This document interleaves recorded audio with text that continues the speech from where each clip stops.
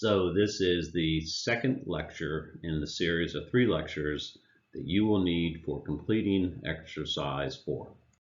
So the basic idea that we need to explain in this lecture is the difference between an online stormwater retention system and an offline system. This is important because over the years, the design of stormwater management systems has evolved. But one of the things that hasn't evolved so well is the understanding of how to keep pollution in the system and not have it be discharged downstream. So if you look at this drawing, you see the first example we have here is an online system. And in an online system, water simply runs into the system. Pollution supposedly builds up in the system. But then as more water comes into the system then discharges. The difficulty is with a system like this, an online system, the pollution that is in the retention system is often then simply moved out and goes downstream with the larger flows that come into and are then pushed out of the stormwater system. If we contrast that with an offline system, in an offline system, water that is running down from the parking lot to your bioretention, it simply runs into here, and the pollution is then held in the bioretention system. The idea then is that as this fills up with water, the water backs up and the entrance is then blocked off by the fact that this system is full. What happens then is that the overflow simply goes down and out of the system. In this sort of a system, you can see that the pollution that is in here is not transferred back up and out. It simply remains in the offline system. This is a preferable system, and this is exactly the sort of system that we're going to require you to do for this project. The final example over here of an offline system with an underdrain is to help you to understand that this idea of an underdrain is very important. Because water flows into the system, the pollution is held in the system.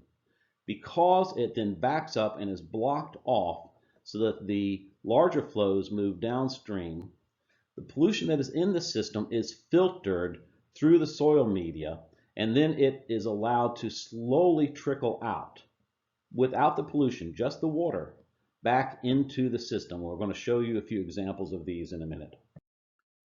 So this is an example of a typical bioretention system. This one happens to be in downtown State College.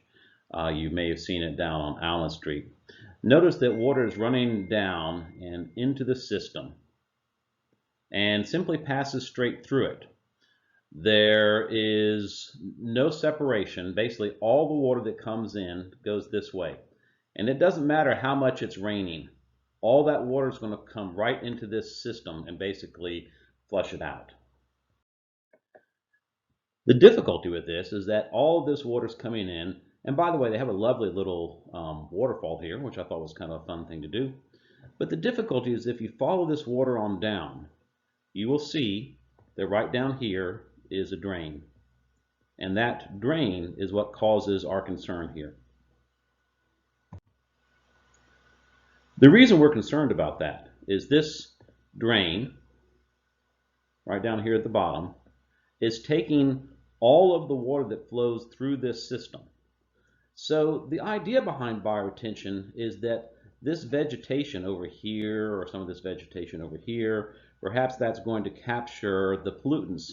But as you can see with this system, water is simply running straight down through and out. The water is actually not being captured and held. It's being pushed through.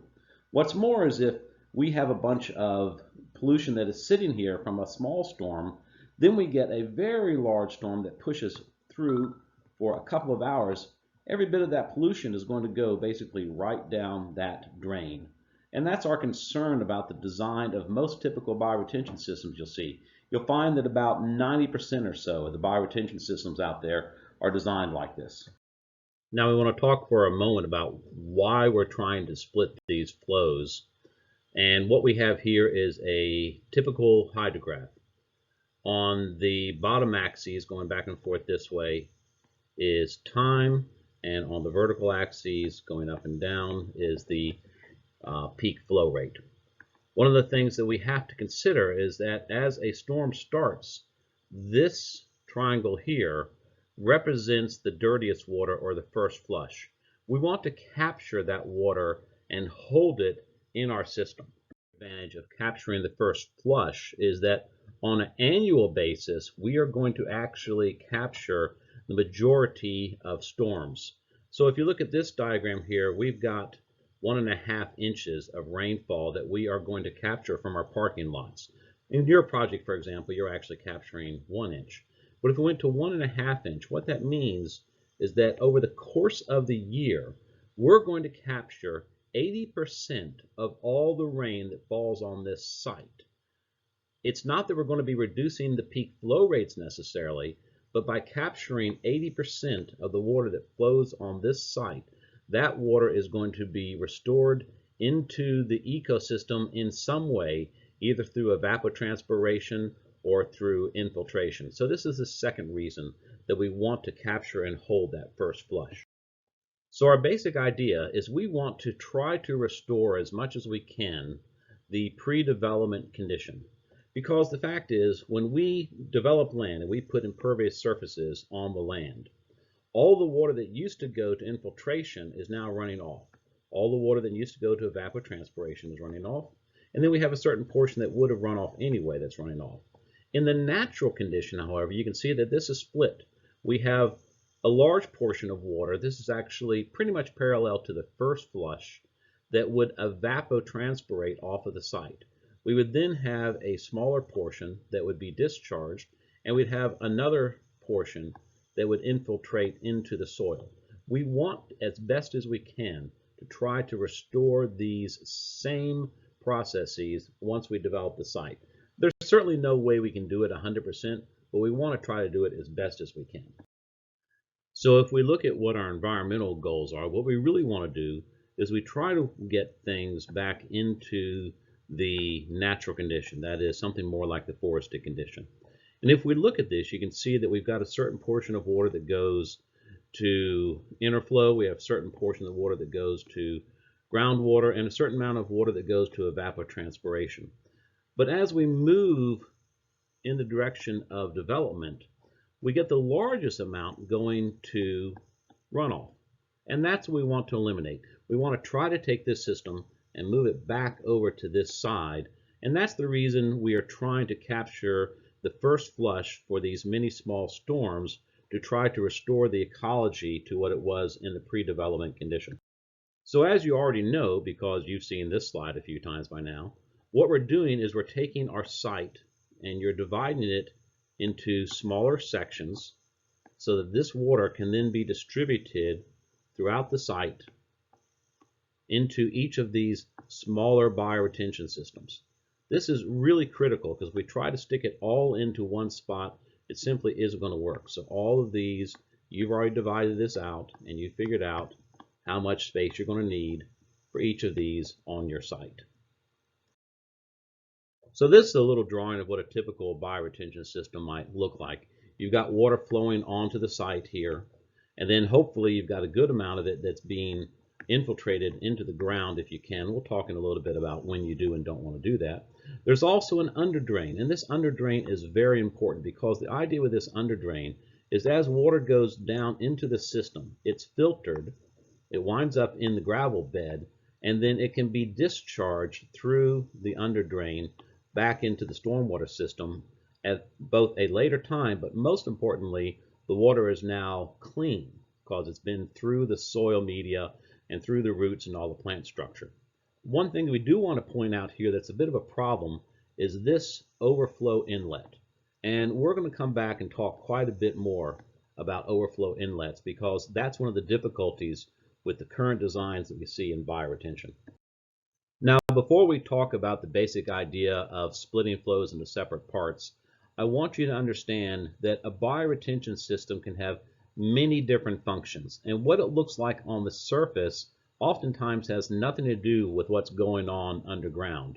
So for example here, we've got water that's flowing into our system, from both sides, and then we've got, as you can see, a rubber liner. And the purpose of that rubber liner is to make sure that we do not have any water that's infiltrating into the ground, because there are certain situations where you simply do not want that water to infiltrate into the ground. So in this case, the water's coming in, it's being filtered through the soil media, it goes down into a large gravel area, and then this pipe here allows it to be discharged downstream. But that water is already clean. But again, in this case, you can see there is a rubber liner, there's a perforated pipe that allows the water to get into this drain, and then it's allowed to drain off. The difference between this drawing and the previous one, again, everything on the surface is the same. But underneath, we have a larger storage volume. So we can store more water and filter more water before it is discharged into the pipe. Now in this example, again, the surface looks totally the same, but underneath we have something different going on. Now we're allowing the water to infiltrate into the ground. And this is the preferred system, if you can do it, is to always have an opportunity for the water to infiltrate into the ground. Notice there is still this perforated underdrain, and that perforated underdrain is important because as this system fills up with water, we don't want standing water to build up in the system for a long period of time, certainly not more than 3 days, but preferably not even for a day if we can. So we still have to have this underdrain to allow the water to get out of there after it has been filtered. And then finally in this solution, you'll notice there's no underdrain. So this is a situation where you can use in a sandy loam soil or a sandy soil, because all the water is simply going to be infiltrating into the ground. These need to be very small distributed systems. But the other thing that I want to point out is that on the surface, again, everything is the same except we simply don't have any pipes sticking out of the surface. And again, we want to reiterate, we are designing these to capture the first flush. We are not going to eliminate flooding with this sort of a system. We will reduce the frequency of flooding, but the most important thing is we want to capture this first flush because that is the dirtiest water that we want to contain on site, and it's also the water that represents the 80% of an annual rainfall, so that that is captured and reused on site in the ecosystem. So here we have a drawing of a typical bioretention system, and we're using this drawing because it's got most of the pieces that we want to point out to you. And so we're going to start with the fact that we have a curb and a gutter, and we need that to control where the water goes into the system. And to do that, we have a curb cut. So we will be using a lot of curb cuts. Normally we'd use one for every bioretention system separately. We can use two, and we're going to talk more specifically about how that's done in the next lecture. The other things to pay attention to is we have some sort of overflow control structure here. And you'll notice the elevation of this overflow control structure. This is commonly what we will call a raised drop inlet, and we'll abbreviate it simply as a RDI. So we'll have a lot of raised drop inlets on the designs that you're going to be creating. We also might, just to let you know, and it's not shown here, we might have drop inlets. So these are just DIs in the parking lot. And we're going to talk in the next lecture about how specifically we're going to use either DIs or RDIs. And of course, underground, we still have the typical things we need. We have a prepared soil mixture. We have a gravel bed to collect water, and we have a perforated pipe at the bottom that allows us to release cleansed water after it runs through the system into the pipe. We can then release that back into the existing drainage system. And once again, I'm going to remind you that it is this first flush that we're going to capture. That's what we need to hold in our bioretention systems. Now this next series of slides is just a quick overview of some sizing that we can do for these systems. So for example, in the project that you're doing, you're having to size for 1 inch or 0.083 feet. That's the amount that you want to hold. In other systems, you may find that they want you to capture a larger amount and hold it temporarily but we're going to focus on just that 1 inch for now. So this next series of slides is just showing that if we had a typical, say, for every 1,000 square feet, how much space do we need in order to hold that 1 inch of runoff? And what we know mathematically, very simply, is that for 1,000 square feet at 1 inch of runoff, that's going to be 83 cubic feet of water that we need to hold. Of course, if we wanted to hold 2 inches, it would be twice as much. And of course, then the question becomes, well, how much space do we really need? And the fact is, to hold that 83 cubic feet, we only need a space that is about 1 foot deep and 9 by 9. So this is not difficult to fit into a typical parking lot. And you can see that it's not difficult because here we have a typical parking lot with the same sort of dimensions that you're going to be using. 65 feet wide, typical parking space being 20 feet by 10 feet.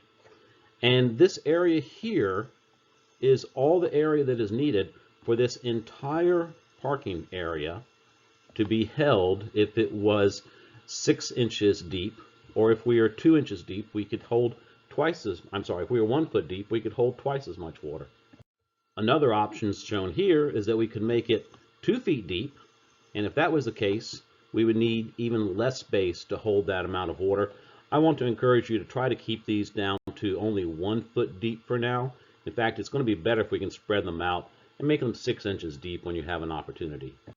This also means that we could actually drain to the center using 2 parking areas and fit the 1 inch of water into this much green space. You've already seen this when doing the previous exercise where you divided your parking lot up, but I just want to remind you that it's not difficult to fit the adequate amount of bioretentions into an existing site plan. And this again is a bit more of an extreme version. If we went 2 feet deep, which again I don't advise that you do right now, if you do, you'd probably have to have a concrete wall around it to make it hold up, and we'll see some examples of that later on in the presentation. But if you did go 2 feet deep, you actually could fit all of this into a very small area. Now, in this slide, I want to show you one of the typical problems that we have with current bioretention systems. In fact, this is from the Pennsylvania Stormwater Best Management Practice. This is still currently the rules that they use. And what we have here is we're showing water coming into the system, and they're saying it's connected to roof drains, but it also might be connected to a parking lot, or the parking lot might be simply draining over this way. What I want to point out in this drawing is this raised drop inlet that is at the other end of the bioretention area. The reason this becomes a problem is, let's suppose that all of this fills up with water, and this is polluted water now. The problem is that then when we have clean water that comes in later on after the first flush, that clean water is basically going to push the polluted water toward this raised drop inlet. And so what's going to happen, it's going to actually push the polluted water out of the system and downstream. That is the basic problem with online systems, and that's why we want to talk to you guys about the idea of splitting your flows so that your first flush stays in the system and the flush that is beyond the first flush, which is cleaner water, bypasses the system. And we're going to show you a series of ways to do that in our next lecture as well. And the other reason we need to think about this is sometimes, frankly, we just get really big storms. Now, I'm not pretending that this is a bioretention system here. This is a median to a highway that was freshly planted, and then they had a huge storm come in. I just want you to imagine this polluted water, it is going to go downstream. It's not going to be held on site. Recognize that every one of your bioretention systems is going to have to survive very large storms. And that's the other reason I want to point out that we have to have systems that split the flow. You do not want a storm of this size running through your bioretention system. You want to split it so that the first flush is captured in the system, and then what comes after that is diverted around the system so it does not destroy the system. So here we have a typical system. This is an online system when freshly planted. And I want you to notice we have all these little curb cuts that allow polluted water to come in from the parking lot. We have these check dams. That's lovely. That slows things down a bit. And in theory, we'll have a lot of sediment that will build up behind that check dam. By the way, water is flowing this way in this photograph. The difficulty is that when the storm continues, the pollution that is in here is going to be forced down by the additional rainfall into this system. You can even see the mulch that's been washed away from the planting areas and on top of the raised drop inlet. So although this is definitely a raised drop inlet, the difficulty is that its placement is at the bottom of the bioretention system, and therefore the pollution and the mulch, it's all being pushed down when you get a larger storm into the raised drop inlet. Here's another example. This is actually the bioretention system that was in our parking lot before we rebuilt it. So we have the water coming into this system, coming from both sides, and we have a raised drop inlet. Now, this raised drop inlet, in all the time this was functioning, which was about 5 or 6 years, never had any water going into it. And the reason is, in this case, what you cannot see is that underneath there are some very large pipes. In fact, they're down here of about yay size. Perforated pipes that allow the water to filter into the system. So the reason this worked, first off, is that it was one section of parking lot on each side, not a huge amount. And this bioretention system is really very well sized, and some might say oversized for this parking lot. But because of that, the water was allowed to come in and infiltrate into the system, so it worked just fine. I'm pointing this out because I want you to see that there are times that you can design these systems as an online system that they will work, but it's honestly the exception because they have to be so large that most of the time they are not being built. And this is what you more commonly see. In fact, in this case, we have mulch that's being stored out here on the parking lot, which is fine, except that now we have a storm. That mulch is actually being washed down into the system. My guess is that this mulch is being prepared to be placed in the system. You'll also notice on the bottom of the system they have river rock, which is a better choice than the mulch because it does not wash away. But you can easily see that any pollutants that are in this area on all these sides, when we finally get water up to the level of this raised drop inlet, those pollutants are all going to go right down that raised drop inlet.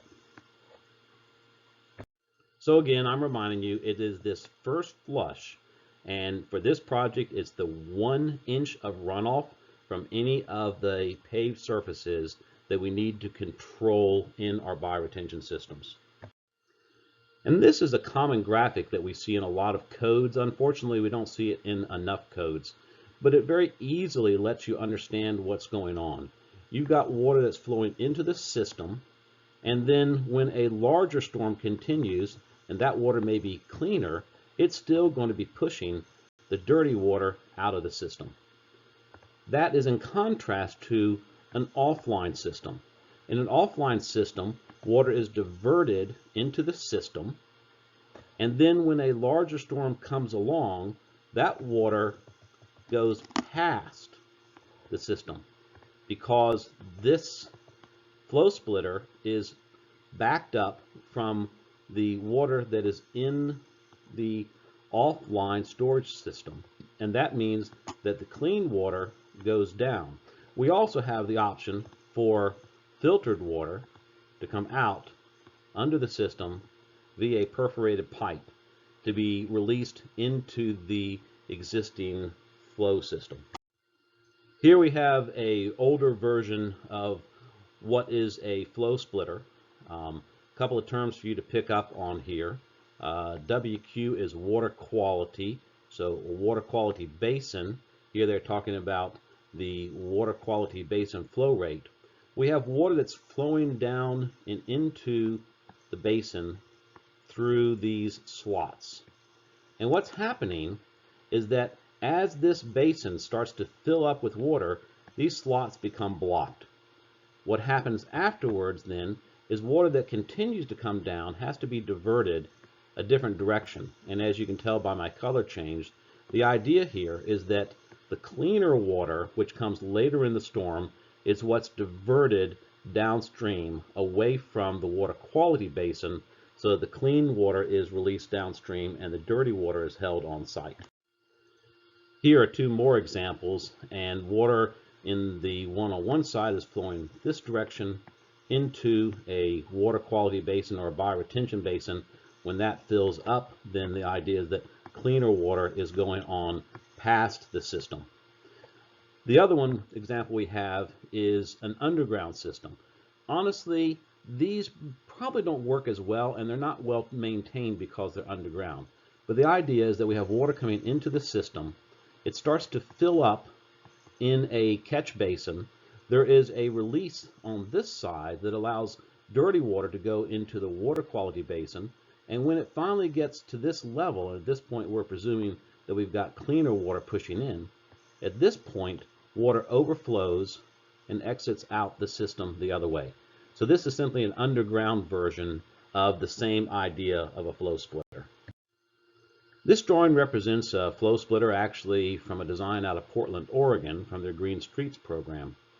And it's got a couple of things that work well about it and a couple of things that don't work well about it.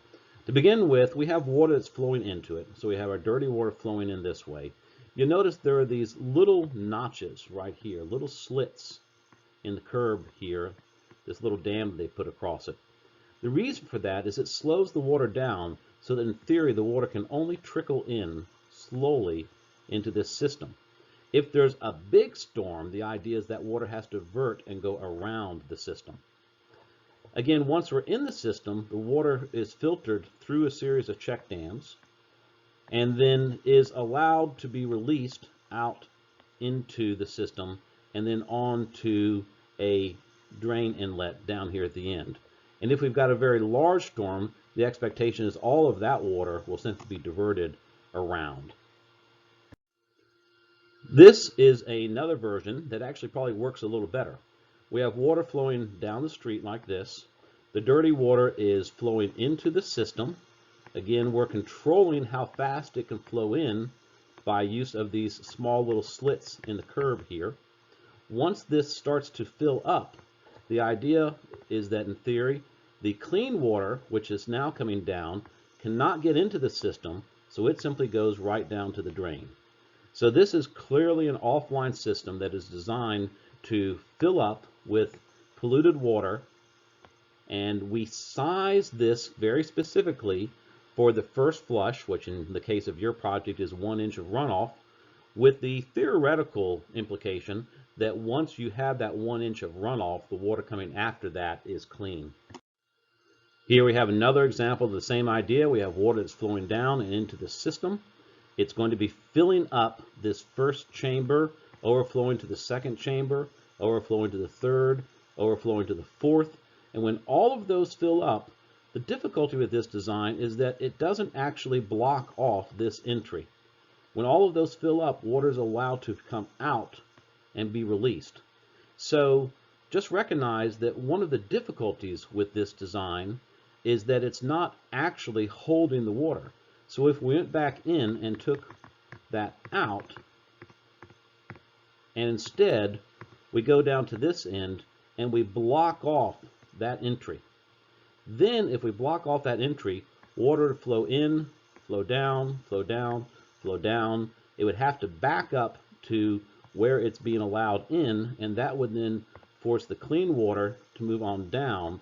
This would be a great improvement simply by modifying the curb to eliminate the exit at the other end. So once we modify and take away that exit, you can see this works a bit better. Water flows into the system, it overflows. These all fill up. Once they're filled up, this entrance becomes blocked, and then the clean water, it simply goes directly down to the drain inlet. So once again, here we have the same system. We have water flowing down and into the system. Next slide shows the water starting to pile up in the system.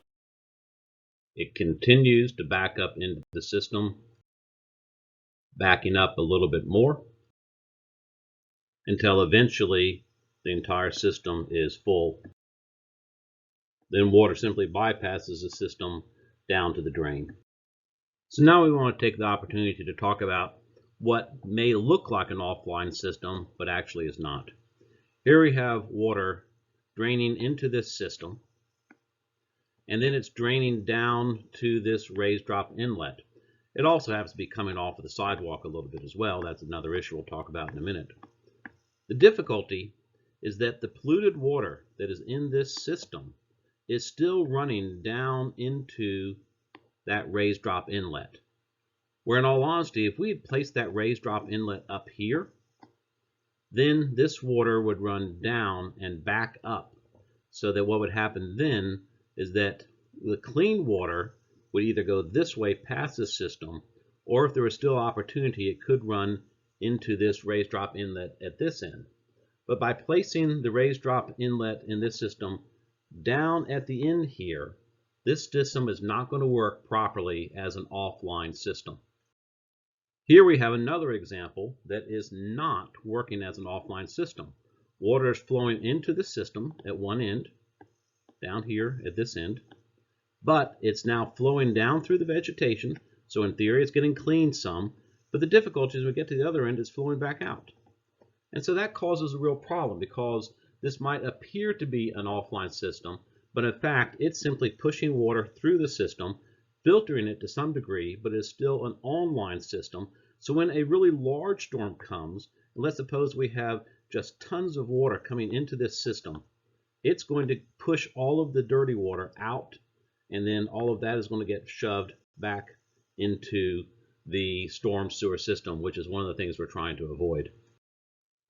This system also, we have water running down this direction, and although it appears to be an offline system because water is running into the system here, the difficulty is the location of this raised drop inlet allows the polluted water to go back out. So again, it may look like an offline system, but the fact is it is online. Water runs in and then back out. The difficulty is that we actually need to hold the water and not have a place for it to get out. So if we got rid of this drop inlet, this would actually be an offline system. But as it is drawn right now, it is an online system which does not hold the pollution as well. Now this one is fun because it actually is an offline system. It may not look like it at first, but let's look at what's going on. Water is running in fact, it's running in from both sides. This area is filling up with water. Once that area fills up with water, these entries are blocked, which means that additional water coming down will wind up going directly to this drain. So now you can see this actually is an offline system. And the thing that makes it an offline system is that there is not a raised drop inlet at either end of this. The drain inlet in the street serves as the overflow, but only after this system is filled with polluted water. So now, frankly, I'm just having fun because we have so many of these that look like they are offline systems, but they're not. Because here we have water running down this direction, and we have the drain inlet down here at this end that we'd like that. Water's running into the system, but then it's running out of the system. So if we would simply block off that entry, we would then have an offline system. But because that is a hole right here that allows the water to come back out, this is an online system. Again, if we would simply block off that exit, then we'd have an online system, so that once this system is full of dirty water, the clean water would bypass right down to the drain.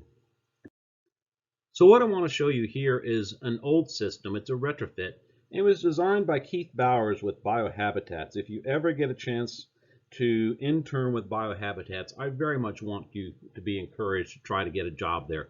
Fantastic firm that does some amazing work and frankly has been leading the way for a long time. I'm going to show you how this works because it's really a pretty cool system in my opinion. To start with, we have an existing drain inlet that was left in place. What they did then is they then cut holes in the curbs. Actually, they cut it on both sides. And what that does is it allows water to flow into the bioretention system that you see back here. When this fills up with water, and again, being properly sized for the first flush, it actually closes off these entryways because water's up there. And so then the clean water bypasses and goes into the drain that you see here using an existing drain. So this is a very clever system, if you will, as a retrofit. Here's another view of the same system, and you can see what we just talked about in a moment ago. We have this system down here, and then we have the water that bypasses when it fills up and goes to this drain. But the thing I want to point out to you really quick here is that this is two systems. You have one system here, and because it's on a slope, they've built another system up here.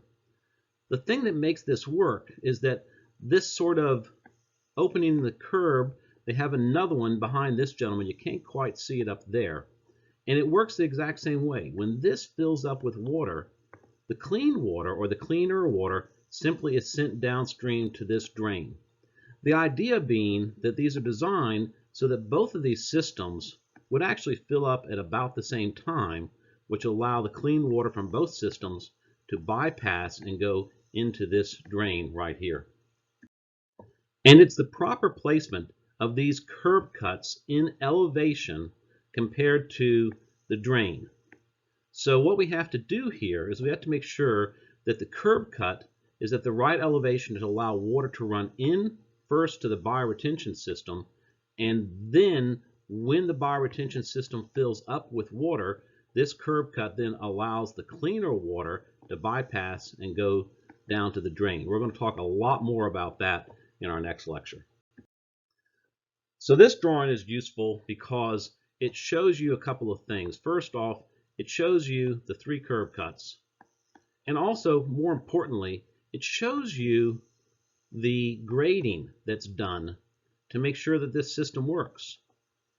So as you can see, the grading is specifically designed to allow the water to get into the system and for the water to back up, because we want it to back up into the street and then go down to the existing drain right there.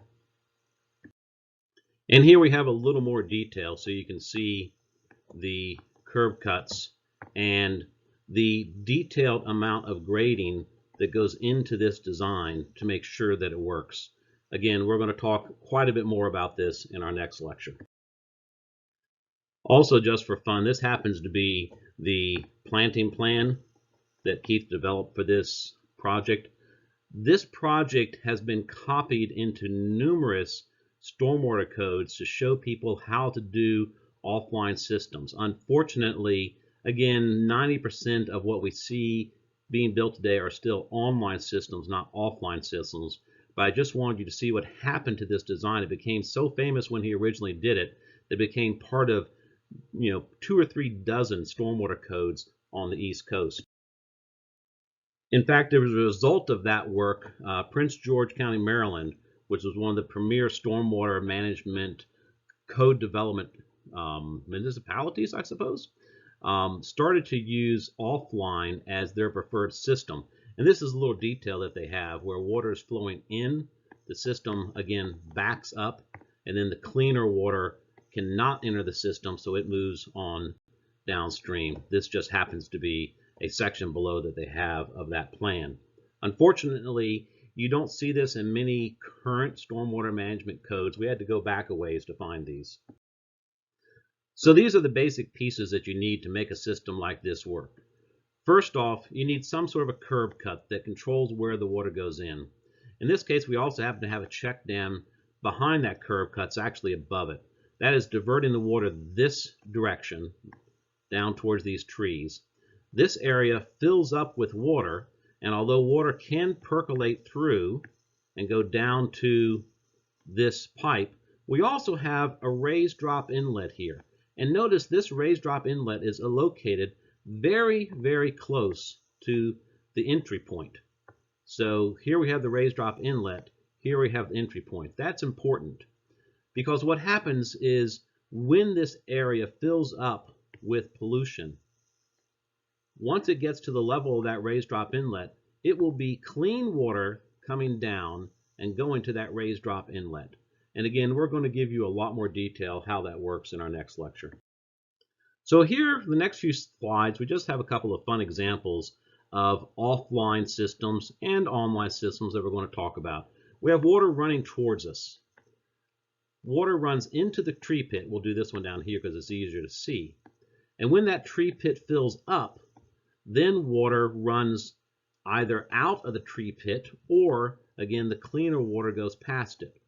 Now, to be quite truthful, this design would be greatly enhanced if we would change it so that this curve went up and back. Because if that curve went up and back, then water would go into this system. And when this system is then full, it's pretty obvious that the clean water would simply have no choice but to bypass the system. And here we have just about one of the ugliest systems I've ever seen that works. I really wish they had spent a little more money on landscaping. I think these 3 little bushes are pretty pathetic, although they obviously had quite a bit of money for the signage. That's not the point of this slide, though. The point is to talk about how these things work, because it's pretty straightforward. Water is running towards us, and notice we have an opportunity for it to run into this bioretention system. That bioretention system fills up. Once it fills up, it fills all the way to the entry, and then water from that point has to go into this drain. So a very simple to understand system. It will look very much like the configuration that you'll be doing in your designs, although frankly I hope that you spend more money on plants and less money on signage. Again, this is an early example from Portland, Oregon, where water is running into the system this way. It's being restricted into how fast it can get into the bioretention system. If the water is too much, it simply goes around to the outside.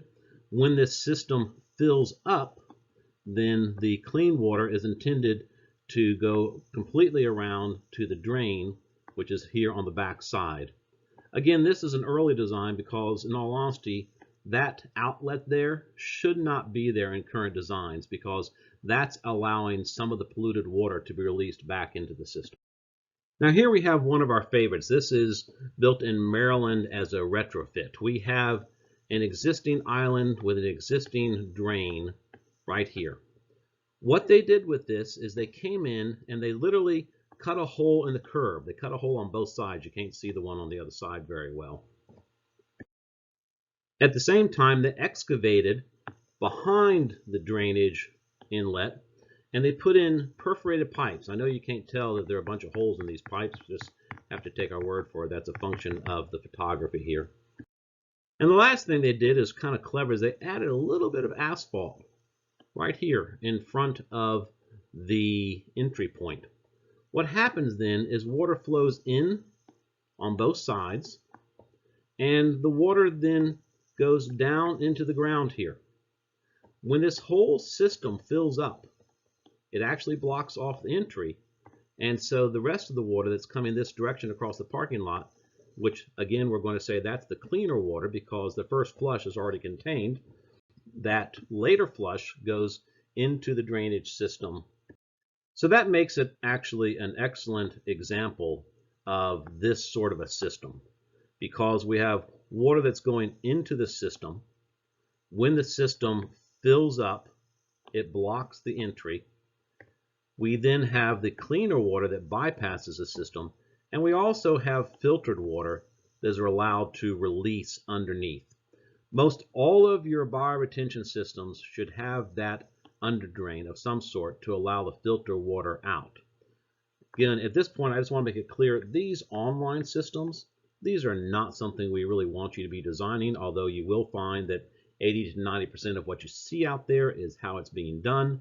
When you graduate in a few years, you may be telling your employers, oh, you shouldn't do offline systems because Wu Hong and Stewart said they're bad. I'm sorry, online systems. And you'll tell them, oh, we need to do offline systems. Be aware, they may have no clue what you're talking about, and that's just because things evolve over time. So here we have a beautiful design. This one's actually done by Kevin Perry, and it was an early design done for the city of Portland. It's still a classic. What we do is we have water running this direction down the street. It's diverted into the bioretention system. The bioretention system fills up.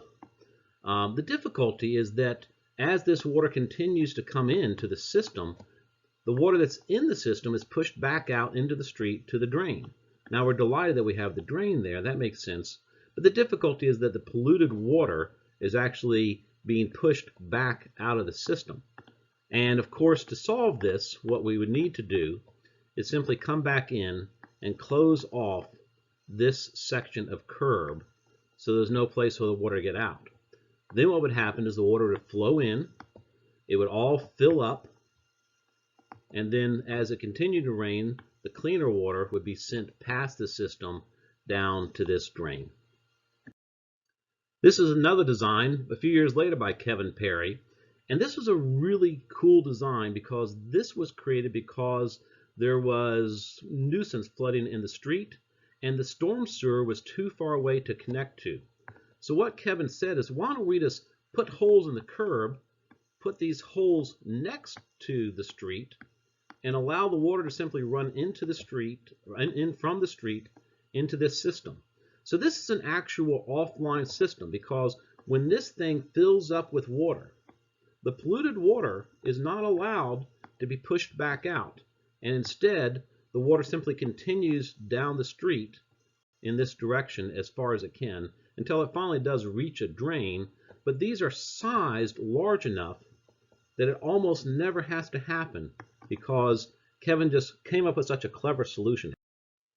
And here we have another example of a similar sort of design that was used. In fact, this is Kevin himself standing there looking at it. It was a brilliant solution. I just want you guys to see how simple this is. It's basically just a hole in the ground that allows water to go into it. There's no drain inlet in there. The water basically percolates into the ground because this is actually on Sandy Avenue, which happens to have very sandy soils. It works beautifully. Here we have another example of a current design. It's all going down this way, filling in, and then it's coming down this way and filling in, and we actually have a drain down here in the middle. Again, these are really deep. You notice we talked earlier about having something that was 2 or 3 feet deep. Be aware there's a liability with this. People can fall into these, so you want to make sure that you try to keep this out of the direct walking path. But again, a very simple system, totally offline, works very clearly. I imagine that when this vegetation grows up a bit, it'll probably be a little safer and people may not have such an opportunity to fall into it. So here we have an example that has all the right intentions but doesn't actually work that well. And the reason is, first off, the water's coming from the sidewalk, which is not that polluted, to be truthful. There are no entries coming from the street side. If we did have them coming from the street side, that would be fine. But again, the difficulty is this drain located in the system. It would make far more sense if we took that drain and located it right out here on the surface. So that what would happen then is this could all fill up with water, and then when it was full, the cleaner water could flow to the drain that we're going to try to relocate out here somewhere. So a lot of times it's just this minor change that needs to be made to change a system from an online system to an offline system. And finally, here's a more recent example that we found in Colorado that I think is just so clear and easy to understand. You have water running down from both directions here, and that water then is diverted into the bioretention system. Okay, I will grant you there's not a lot of vegetation in there, but let's remember this is Colorado. When all of this fills up, then the cleaner water simply bypasses right to the drain. Very simple, elegant system. Really couldn't improve on it other than maybe we move it somewhere where we get a little more vegetation. So this lecture basically explains the difference between online and offline retention systems, remembering that you are going to be designing offline systems only for your project. In the next lecture, we're going to get into a bit more detail, in fact, quite a bit of detail, of how you design these systems to assure they operate as offline systems.